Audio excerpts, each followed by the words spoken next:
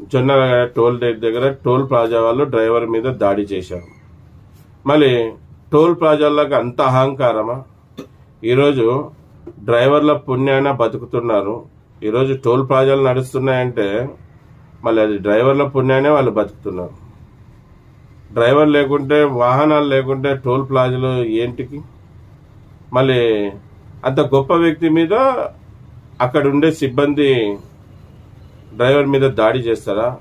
మీకు కళ్ళు తలకెక్కాయా?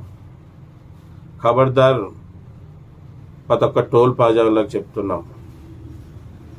డ్రైవర్లతో పాటు డ్రైవర్ సంఘాలు ఉన్నాయి.